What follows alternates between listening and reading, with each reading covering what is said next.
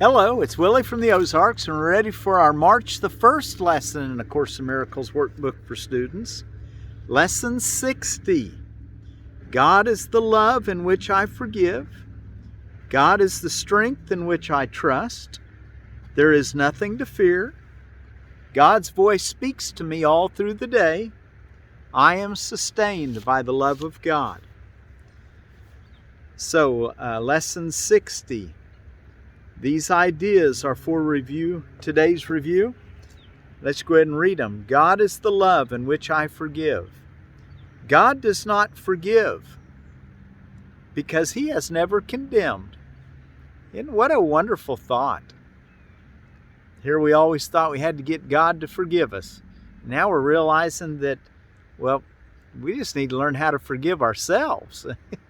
And forgive those around us. We're the ones that need to learn to forgive, which is basically just restoring the truth, seeing the truth as what it really is, instead of make-believe or illusions. God is the love in which I forgive. God does not forgive because He has never condemned.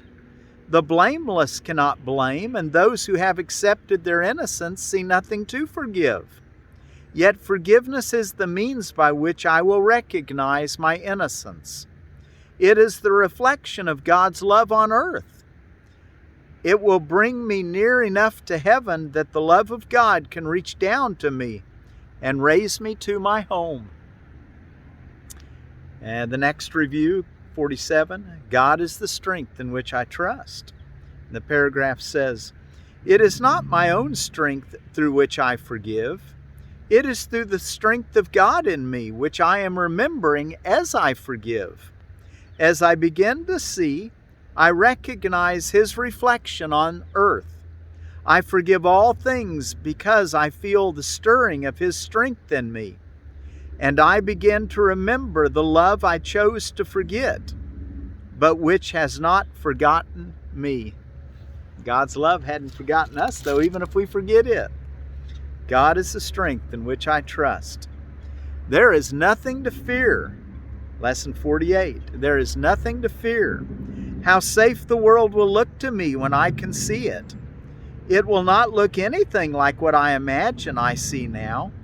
Everyone and everything I see will lean toward me to bless me.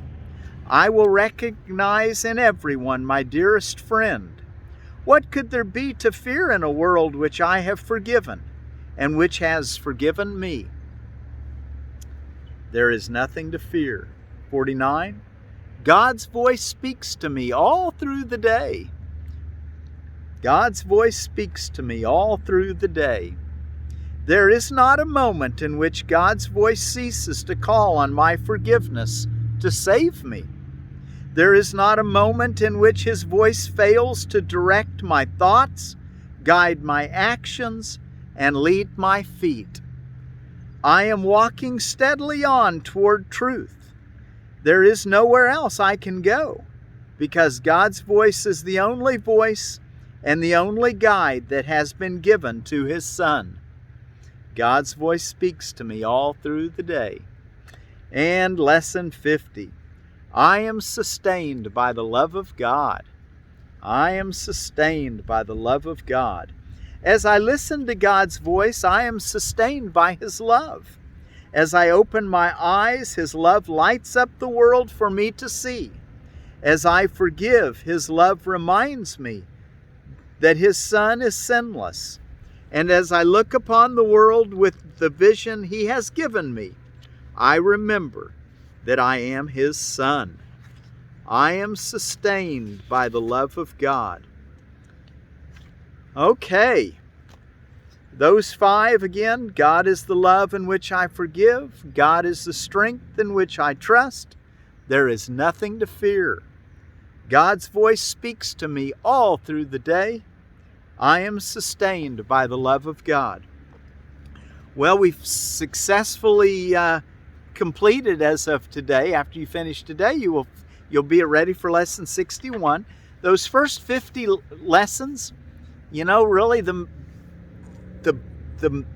real issue that Course in Miracles, the most important issue, the change of mind, has really been planted now. And we really do have the real core ideas of A Course in Miracles have been presented now. And surely you've seen that there's a great deal you can do in your own gladness, your own happiness, by practicing forgiveness.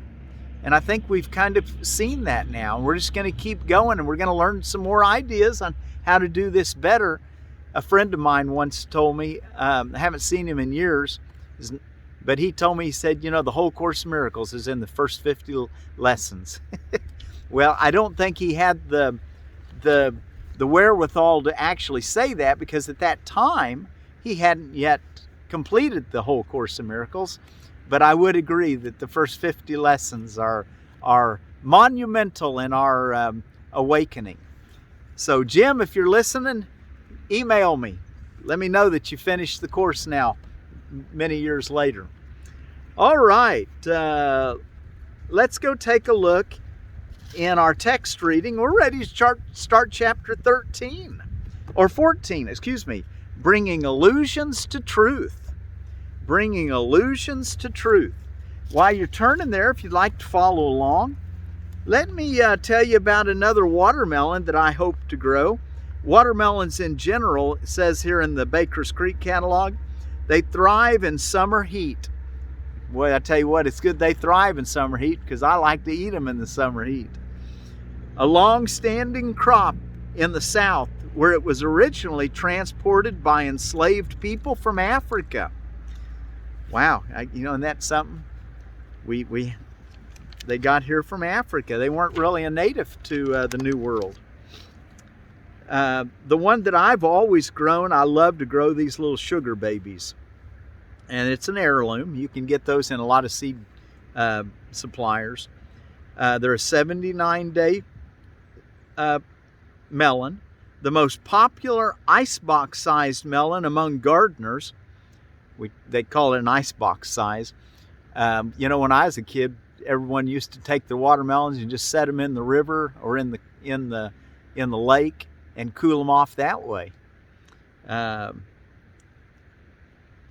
Anyway, but they're an early 6 to 10 pound melons, are great for the north and have sweet, deep red flesh.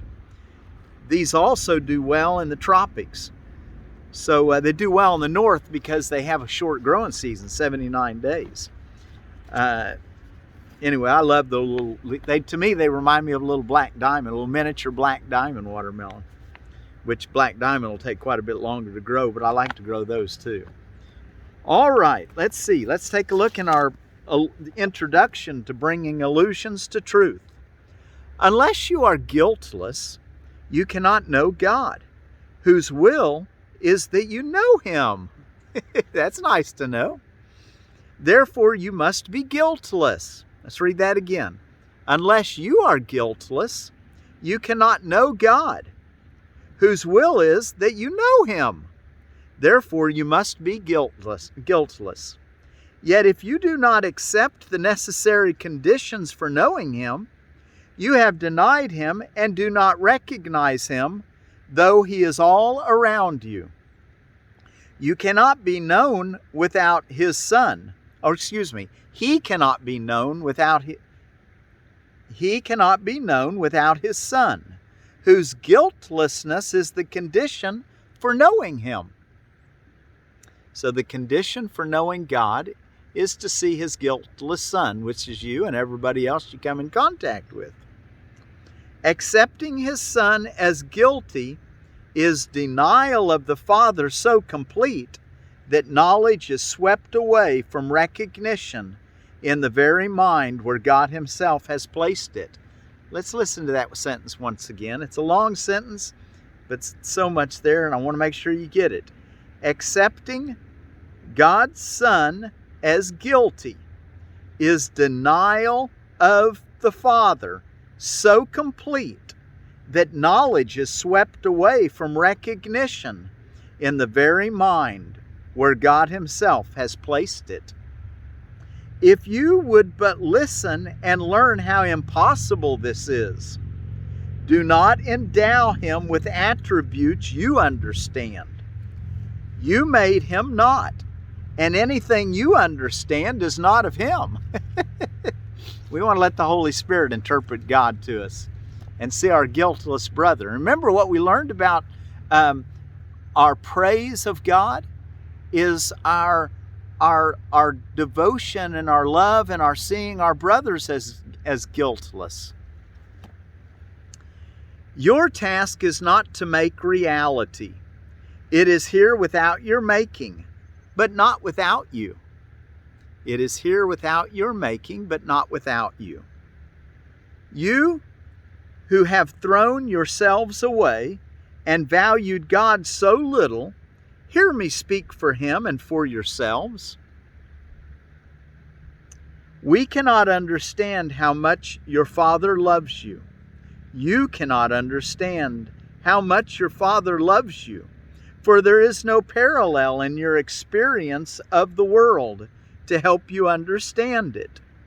There is nothing on earth with which it can compare, and nothing you have ever felt apart from him that resembles it ever so faintly.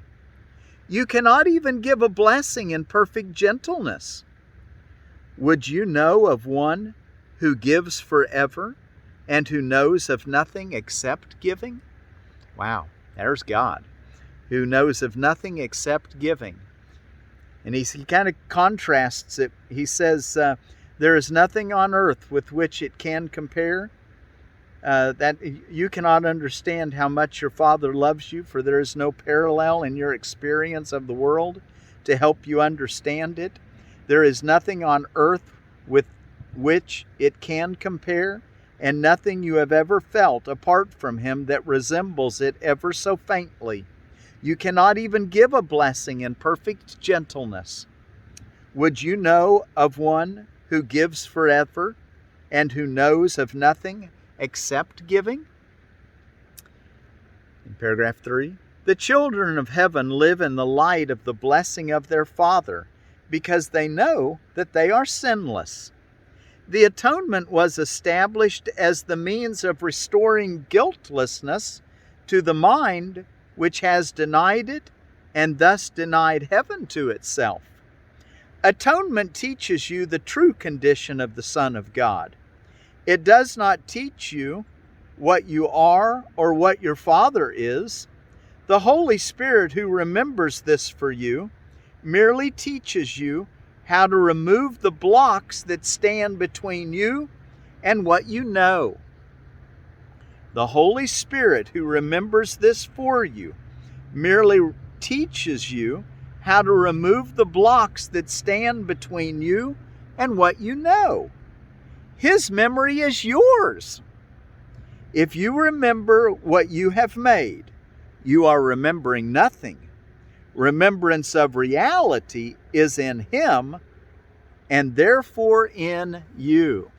So let's not be too caught up in remembering what we've made and our judgments of what's right and wrong and real and false.